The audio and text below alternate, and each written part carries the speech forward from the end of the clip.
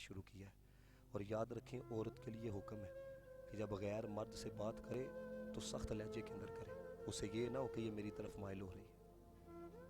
اور مرد کے لیے بھی یہ حکم ہے کہ جب کسی غیر عورت سے بات کرنے لگے, مجھے تو اس معاشرے کی سمجھ نہیں آتی, جن سے گفتگو کرنے کی شریعت نے اجازت دیا انہوں نے ماں پہن دیا گالا, تو جن سے شریعت نے روکا ہے ان سے یوں باتیں کرتے ہیں جس طرح ثواب کا ذخیرہ اکٹھا ہو رہا ہے. یہ ہم کہاں چلے گئی حضرت والا ہماری عقل ہے.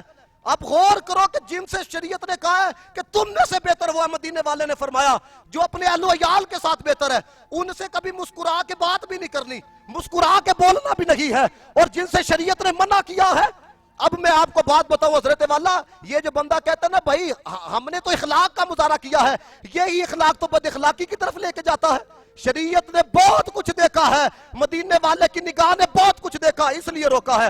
حضرت نہیں پوچھا گیا حضرت جنید بغدادی سے مسئلہ, انہوں نے کہا جی بتائیں کہ کیا غیر مرد غیر عورت کو پڑھا سکتا ہے.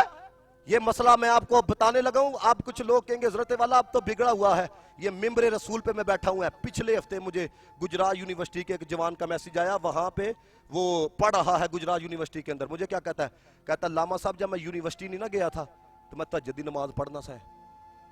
خدا, یہ ممبر رسول پہ جھوٹ ہے کہ پھر خدا کی لعنت. وہ کہتا ہے جب میں یونیورسٹی نہیں گیا تھا تو میں حضرت 5 نمازیں پنجگانہ کی ادائیگی کرتا تھا.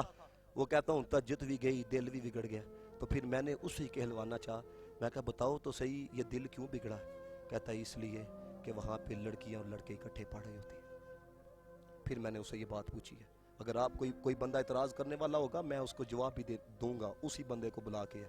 پھر میں نے اسے کہا, میں کہا مجھے بتانا, کیونکہ میں نے تو سنا ہوا تھا تو میں نے تو اسے کہلوانا تھا.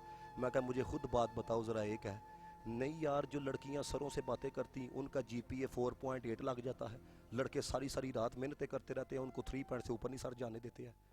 اس نے کہا خدا کی قسم اس طرح ہی ہے.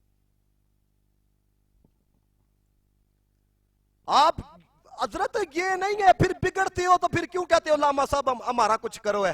جب ماحول تباہ ہو جاتا ہے پھر کیوں کہتے ہو کہ حضرت والا کوئی تویز دو. اور بھائی جب ان کو سنوارنے کی ضرورت تھی تو بگاڑ تو آپ نے خود دیا ہے.